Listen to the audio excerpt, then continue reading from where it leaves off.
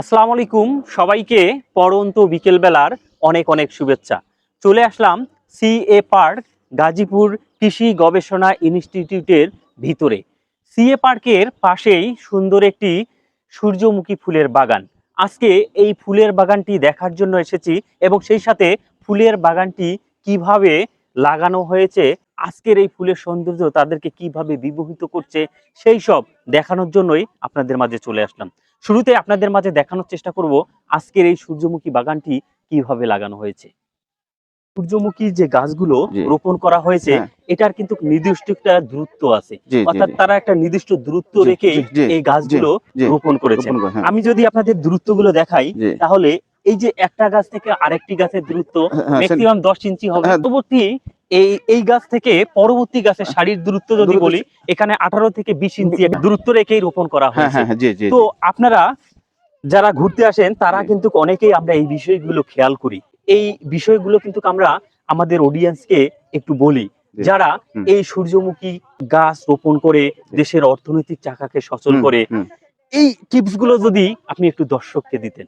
এই কৃষক যারা আছে, যারা কৃষক তারা যদি দেখা যাচ্ছে এই গ্রামে, এটা তো একটা কি পজিশনের ভিতরে হয়তো সব মানুষ ঢুকতে পারে না। যদি আমরা এটা গ্রামের ভিতরে করি হয়তো এই পকেটে আসে তারা দেখলো, কৃষি যারা আছে এরা যদি এটা বনন করে এক কামে দুই কাম হবে। একদম হয়তো দেখা যায় সবাই দেখলো, ঘুরলো এবং এটাতে আরেকটা তেলও আমরা একটা জিনিস বানাইতে পারি।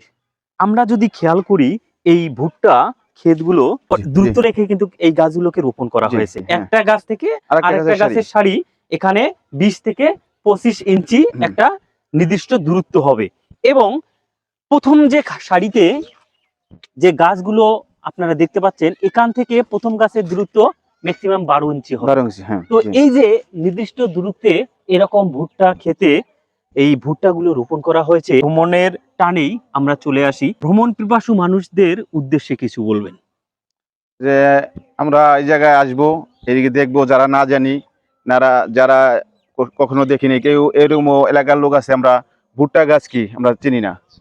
যারা শহরে থাকি, যারা হয়তো ফ্ল্যাটে থাকি, ভুট্টা গাছ চিনি না। কিন্তু আমি সবাইকে উদ্দেশ্য করে বলি, কেন আমাদের সূর্যমুখী ফুল আছে, ভুট্টা গাছ আছে, সবাই আসুন, সবাই দেখুন।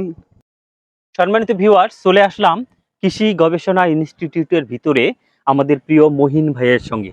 মহিন ভাই, পবিত্র ঈদ উল ফিতরের অনেক অনেক শুভেচ্ছা। আলহামদুলিল্লাহ, ঈদ মুবারক। আপনাকে ঈদ মোবারক।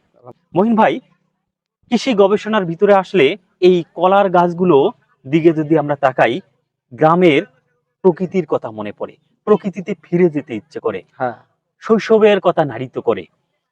তো আজকে কলার যদি আমরা দেখি, এই কলাগুলো দেখতে অনেক সুন্দর।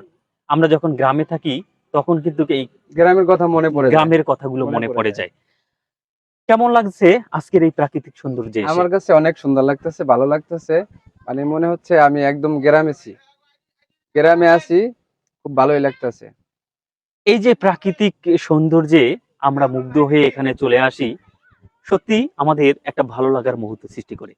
শহরের চাকচিক্য জায়গায় না গিয়ে এই প্রকৃতির সৌন্দর্যে আসতেও ভালো লাগে। ভালো লাগে। সেই সাথে আমরা দর্শকদেরকে দেখানোর একটু চেষ্টা করছি, প্রথম কলার গাছ থেকে দ্বিতীয় কলার গাছের দূরত্ব 1.5 মিটার। 1.5 মিটার হবে। পরবর্তী যে সারিতে একটা কলার গাছ থেকে আরেকটি কলার গাছের দূরত্ব 1.5 মিটার। 1.5 মিটার। সেই সাথে দর্শকের উদ্দেশ্যে একটা কথাই বলতে চাই, নির্দিষ্ট দূরত্বে কলা গাছ রোপণ করুন, দেশের অর্থনৈতিক উন্নয়নকে ধাবিত করুন। এই প্রাকৃতিক সৌন্দর্যকে উপভোগ করার জন্য আমাদের মাঝে যারা আজকের এই সৌন্দর্যকে উপভোগ করার জন্য এসেছেন, আমাদের প্রিয় কিছু মানুষ, আমাদের এলাকার মানুষ।